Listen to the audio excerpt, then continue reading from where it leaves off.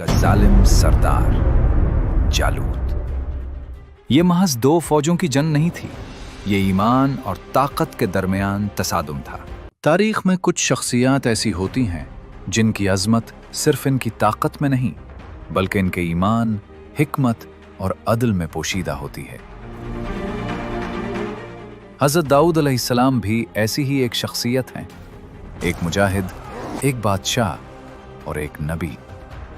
हज़रत दाऊद अलैहिस्सलाम के ज़ुहूर से पहले बनी इसराइल सियासी तौर पर कमज़ोर और मुंतशिर हो चुके थे, कबाइल में बटे हुए थे, अखलाकी ज़वाल का शिकार और बैरूनी ताकतों के रहम व करम पर। कुरान हमें बताता है कि उन्होंने कहा, हमारे लिए एक बादशाह मुकर्रर करो ताकि हम अल्लाह की राह में जंग करें। ये फ़िक्रा खुद गवाही देता है कि बनी इसराइल के पास मरकज़ी हुकूमत नहीं थी। दुश्मन इनकी ज़मीनें छीन चुके थे, कौम अंदर से टूट चुकी थी और इसकी वजह इनका आपस में इख्तिलाफ करना, मुत्तहिद ना होना, पैगंबर की नाफरमानी करना, यहाँ तक कि गैर अक़वाम अज़ाब की तरह इन पर मुसल्लत हो गईं। 1000 साल क़ब्ल मसीह फ़लस्तीन ही के अंदर साहिली इलाकों में एक जंगजू कौम आबाद थी और वो गैर बनी इसराइल थे। उन्होंने इसराइलियों को मारा, उनका इस्तेहसाल किया और उनकी ज़मीनें भी ज़ब्त कर लीं और इस कौम का सरबराह जालूत था। उस मौके पर बनी इसराइल की मजहबी सरपरस्ती और क़यादत हज़रत शमूएल अलैहिस्सलाम करते थे। कौम हज़रत शमूएल अलैहिस्सलाम के पास गई और उन्होंने कहा कि हमारे लिए कोई एक सरबराह मुकर्रर करें जो हमारे रियासती और अस्करी मामलात में क़यादत कर सके। चुनाचे अल्लाह ताला ने कौम की दरख्वास्त पर बनी इसराइल के नबी हज़रत शमूएल के ज़रिए तालूत को बादशाह मुकर्रर किया।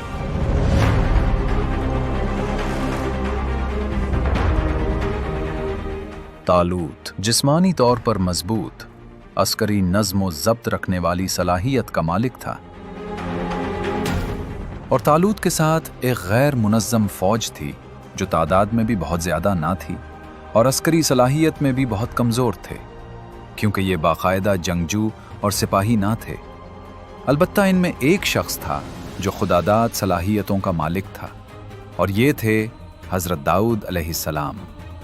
सबसे पहले वो तालूत की फ़ौज में शामिल हुए, फिर तालूत के इंतकाल के बाद अल्लाह ताला ने उनको बादशाहत से सरफराज किया और साथ ही उनको नबुव्वत भी अता फरमा दी। इधर दूसरी तरफ एक ताकतवर कौम, जदीद हथियार, मुनज़्ज़म फ़ौज और इनका जालिम सरदार जालूत।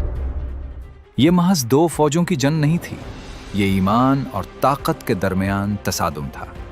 जब दोनों फ़ौजें आमने सामने आईं, अक्सर लोग खौफ से पीछे हट गए।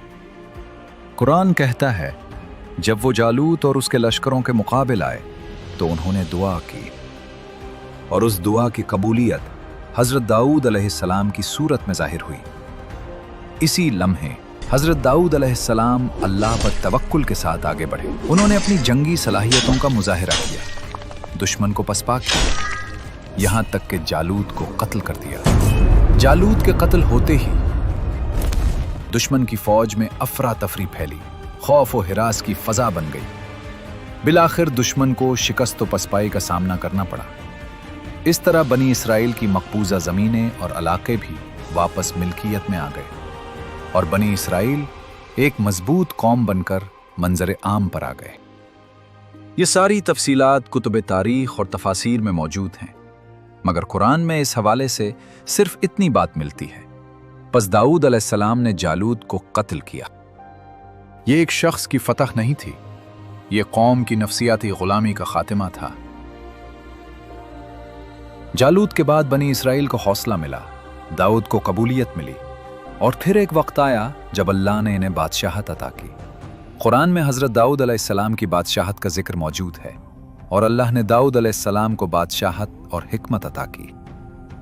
बतौर बादशाह दाऊद अलैहिस्सलाम ने इंसाफ कायम किया, दुश्मनों को रोका, यरूशलेम को मरकज़ बनाया और पहली बार यरूशलेम बनी इसराइल का दीनी और सियासी मरकज़ बना और यही बनी इसराइल की तारीख का सबसे मजबूत और मुस्तहकम दौर था। ताकत और खुशहाली आई मगर याद रहे कि बनी इसराइल का इम्तिहान ख़त्म नहीं हुआ। एक ख़ास बात ये थी कि हज़रत दाऊद अलैहिस्सलाम आम बादशाहों की तरह महल में क़ैद हुक्मरान नहीं थे, बल्कि आप अलैहिस्सलाम मैदान जंग के तजुर्बाकार सिपाही भी थे। और इस बात का जिक्र कुरान में भी है। और हमने उसे ज़िरहें बनाने का हुनर सिखाया। ये जाहिर करता है कि दाऊद अलैहिस्सलाम सिर्फ जंगजू नहीं, बल्कि वॉर स्ट्रैटेजिस्ट थे, दिफाई टेक्नोलॉजी से वाकिफ, यानी ताकत, हिकमत, अखलाक। बादशाहत के बाद या उसके साथ अल्लाह ने हज़रत दाऊद अलैहिस्सलाम को नबूवत अता की और फिर ज़बूर नाजिल हुई। ज़बूर कानून की किताब नहीं थी, बल्कि दुआ, जिक्र, तौबा और रूहानी इस्लाह की किताब थी। कुरान कहता है, हमने पहाड़ों और परिंदों को दाऊद के साथ तस्बीह करने पर लगा दिया। हज़रत दाऊद अलैहिस्सलाम की बादशाहत से ये हिकमत सामने आती है कि नबी को ज़रूरत के तहत बादशाह भी बनाया जा सकता है। इस मौके पर हमारे सामने कुरान की एक गैर मामूली हिकमत ज़ाहिर होती है। आमतौर पर नबी हिदायत के लिए आता है, बादशाह नज़्म व इक़्तिदार के लिए होता है और फ़ौज अस्करी ताकत दिफा के लिए होती है। मगर बाज़ हालात में जब कौम बिखर जाए, दुश्मन गालिब आ जाए, अंदरूनी क़यादत नाकाम हो जाए, तो अल्लाह ताला सारी खूबियाँ और ज़िम्मेदारियाँ एक शख्स में जमा कर देता है। हज़रत दाऊद अलैहिस्सलाम की यही मिसाल है। नबी भी, बादशाह भी और जंगजू भी। अगरचे कि ये दायमी उसूल नहीं, बल्कि वक्ती हिकमत है। और बनी इसराइल उस वक्त सियासी बहरान में थे, मजहबी जवाल का शिकार थे, फौजी शिकस्तों से गुजर रहे थे। जैसा कि सूरतुल बकरा में इशारा मौजूद है, हमें हमारी बस्तियों से निकाल दिया गया। इस हिकायत में सियासत की नाकामी, मजहबी कमजोरी और अस्करी शिकस्त, तीनों बातें जाहिर हो रही हैं। और बनी इसराइल को उस वक्त तीनों क़यादतें दरकार थीं। अल्लाह ने ये तीनों खूबियां हज़रत दाऊद में जमा कर दी। कुरान में इस बात का जिक्र इस तरह आता है, हमने दाऊद को ज़बूर अता की, हमने उसकी सल्तनत को मजबूत किया और हमने उसे ज़िरहें बनाने का हुनर सिखाया। ये डिलिबरेट डिवाइन डिज़ाइन था।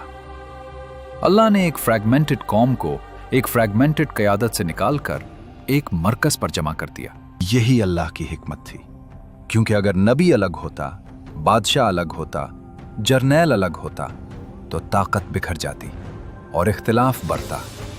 लिहाजा अल्लाह ने अपने फजल से इस मौके पर मरकजी वहदत और क़यादत पैदा की। Unity of command, unity of vision. हमें इससे सबक मिलता है कि क़यादत हालात के मुताबिक होनी चाहिए। हर दौर में एक ही मॉडल नहीं चलता। अल्लाह सॉल्यूशन देता है, कॉपी पेस्ट नहीं।